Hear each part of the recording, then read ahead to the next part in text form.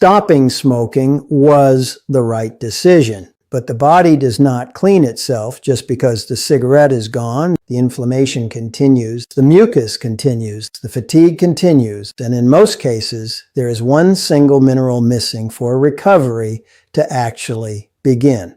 A mineral that is affordable, accessible, and needs to be taken in a specific way to work. There is a right time, there is a right type, and there are combinations that completely block its effect. I'm going to explain all of that right now. I am Dr. Thomas Ellsworth, and respiratory health is something I have studied and followed closely for years. If you are not subscribed to the channel yet, do that now. What I bring here can make a real difference in your life. Carol quit smoking 4 years ago. She did everything right. Stopped cold turkey, changed her diet, started walking, but every morning she still woke up with that heavy feeling in her chest, wheezing, fatigue out of proportion to the effort. She thought that was just how it was, that the body had a recovery limit. It did not. What Carol was missing is exactly what I am going to show you today. The lung damaged by smoking does not stop suffering when you quit. Tobacco leaves a trail of chronic inflammation in the respiratory tissue. Think of it this way. The cigarette was the fire, but the fire alarm keeps going off even after the flames are out. The body stays on high alert. The bronchi remain irritated. The alveoli, the tiny air sacs responsible for oxygen exchange, remain compromised. And as long as that inflammation persists, tissue regeneration stays blocked. The problem is that the body needs raw material to rebuild itself. Stopping the damage is not enough. You need to offer the right resources for repair to happen. And one of the most critical nutrients in that process, and one of the most overlooked, is magnesium. Have you ever felt that shortness of breath that comes out of nowhere, even at rest? Or woken up with a dry cough first thing in the morning before your first cup of coffee? There is an explanation for that, and there is a solution. Magnesium acts directly on bronchial muscle relaxation. When this mineral is lacking, the bronchi become more constricted, airflow narrows, and any effort feels harder than it should. On top of that, magnesium plays an active role in cellular energy production. Without it, lung tissue cells simply do not have enough fuel to renew themselves. Regeneration slows down, sometimes to almost nothing. And here begins a silent problem that affects most people who try to supplement this mineral. The most widely sold type of magnesium in common pharmacies is magnesium oxide. It is cheap, it is easy to find, and it has an absorption rate of only around 10% in the body. That means for every tablet you take, your body uses a minimal fraction. The rest is simply eliminated. You are paying for something your body can barely use. This is not an opinion. It is documented in mineral bioavailability studies, and it is exactly why so many people take magnesium for months and feel no real difference. Dennis is a case I follow closely. He quit smoking 2 years ago, started taking magnesium on his own based on a friend's recommendation, bought whatever was on the shelf, took it for almost 6 months. Felt no improvement. He was about to give up on supplementation entirely, convinced it just did not work for him. When we looked at what he was taking, the answer was simple. It was oxide. Minimal absorption, practically no effect for what he needed. Switching to the right type changed his situation in less than a month. And there is one more piece of data that needs to be stated clearly. People who start supplementation in the first year after quitting smoking show results around 30% higher compared to those who wait longer. The tissue is still in an active repair phase. The window of opportunity exists, and it closes over time. This does not mean that people who quit longer ago will not benefit. It means the sooner you act, the more your body can respond. And what I am going to show you next is exactly how to act the right type, the right time, and the protocol that science supports. There are 2 types of magnesium that stand out when it comes to lung recovery and chronic inflammation. The first is magnesium dimolate. It combines magnesium with malic acid, a compound that directly participates in cellular energy production. For ex-smokers who feel constant fatigue and that sensation that the lungs are never fully open, this is the type with the most scientific backing.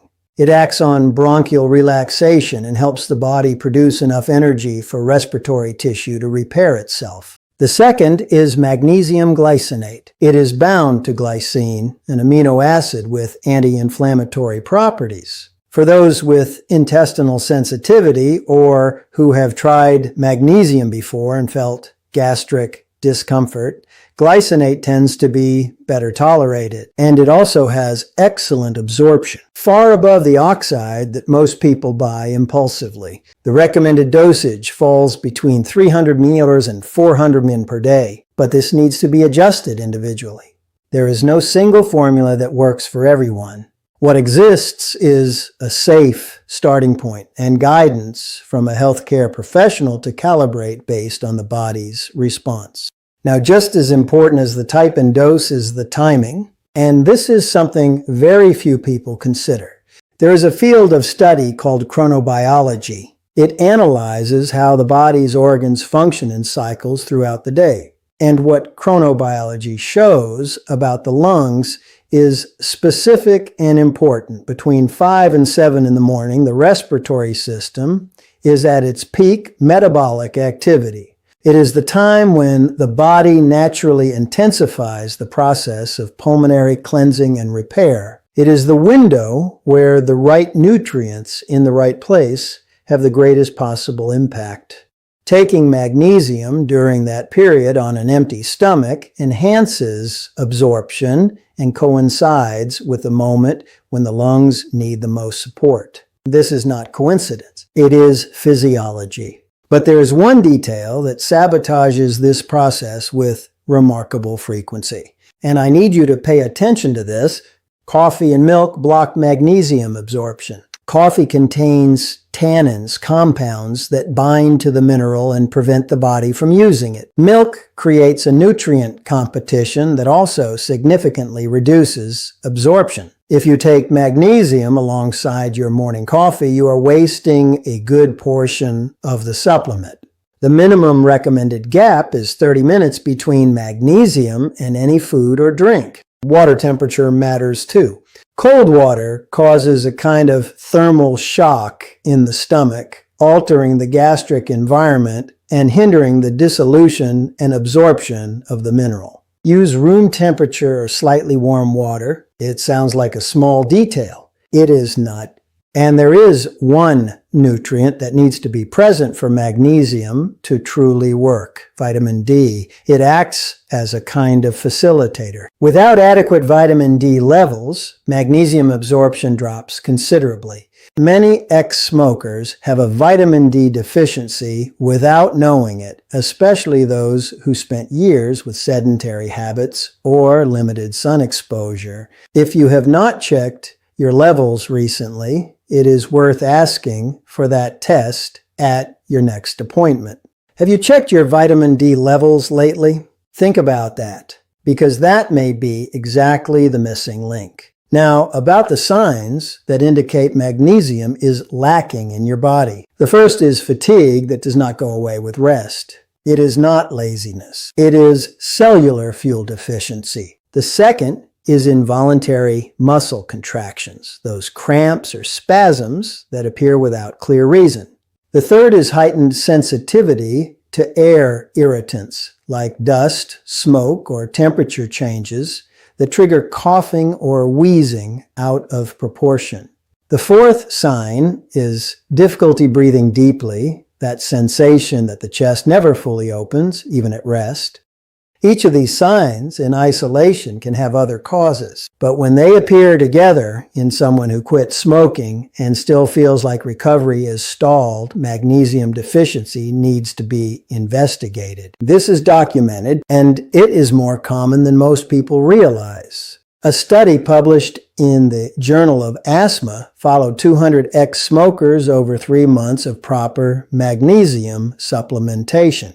Results were measured by spirometry, the exam that objectively evaluates lung capacity. 72% of participants showed measurable improvement in respiratory capacity. 68% reported significant reduction in morning cough, and more than half reduced bronchodilator use under medical supervision. Those are not small numbers, and that study is not an isolated one. What I'm going to show you now is the complete protocol, the morning ritual that brings all of this together in a simple sequence that anyone can follow without high cost and without complexity. The ritual begins before coffee, literally. When you wake up, before anything else, take your magnesium with room temperature or warm water between 300 ml and 400 as guided by your healthcare professional. Wait at least 30 minutes before having coffee, milk, or any food. That gap is not optional. It is what ensures the mineral will actually be absorbed and not simply eliminated. While you wait that interval, it is the perfect moment for the second step of the protocol. And this one is free, diaphragmatic breathing. It might sound too simple, but the science behind it is not simple at all. When you breathe shallowly, as most people do throughout the day, the alveoli in the deeper regions of the lungs receive very little ventilation. Over time, especially in ex-smokers, those alveoli become increasingly inactive. Diaphragmatic breathing forces expansion of those regions, promoting airflow where air barely reached before. The technique is straightforward. Inhale through your nose slowly, letting your belly rise. Not your chest, your belly. Hold for 3 seconds. Then release the air slowly through your mouth, fully emptying your lungs. Repeat that cycle for 5 to 10 minutes every day, preferably during that window between 5 and 7 in the morning when the lungs are at their peak activity. You do not need equipment. You do not need a gym. You need 5 minutes and intention. The third element of the protocol is dietary, and here is something that surprises most people. Raw garlic. 1 clove of raw garlic in the morning contains allicin, a compound with proven anti-inflammatory and antimicrobial properties. Allicin helps reduce bronchial inflammation and contributes to clearing accumulated mucus. It does not need to be a large amount. 1 small clove, chopped or crushed, mixed with a little olive oil or swallowed with water, already delivers the effect. Now, on the other side of the equation, there is something that needs to come out of your routine, or at least be drastically reduced. Ultra-processed foods. Industrialized foods high in chemical additives, dyes, and preservatives trigger inflammatory processes that directly affect the respiratory system. Studies show that regular consumption of these foods can keep the body in an inflammatory state for up to 48 hours after ingestion. For a lung that is trying to recover, each inflammatory episode is a step backward. It is like trying to paint a wall while someone keeps throwing dust at it. I am not asking for perfection. I am asking for consistency. Reduce. Substitute gradually. Give your body fewer reasons to inflame and more resources to repair. The complete protocol looks like this. Upon waking, magnesium on an empty stomach with warm water, 30 minutes a gap. Diaphragmatic breathing for 5 to 10 minutes. Breakfast with raw garlic when possible. Throughout the day, reduce ultra-processed foods and ensure sun exposure to keep vitamin D at adequate levels. 3 weeks. That is the minimum time studies indicate for the first results to begin appearing in a noticeable way. This is not magic. It is biochemistry working on its own timeline. But there is a warning I need to make clearly before closing. Excess magnesium can cause a drop in blood pressure and, in more serious cases, changes in heart rhythm. People with kidney problems need extra caution because the kidneys are responsible for regulating the elimination of the mineral. If you have any pre-existing health condition, talk to your doctor before starting any supplementation. What I present here is information. The application needs to be individualized. Quitting smoking was an act of courage, but recovery does not happen on autopilot. The body needs support. It needs the right nutrients at the right time in the right way, and when you offer that, it responds, sometimes in a way that surprises even those who had already lost hope of breathing well again. Did this happen to you? Did you quit smoking and still feel like your lungs never fully came back? Tell me in the comments. I want to know how long ago you quit and what you still feel. That exchange helps so many people going through the same situation. If this content made sense to you, leave a like, share it with someone who needs to hear this, subscribe to the channel, and hit the notification bell.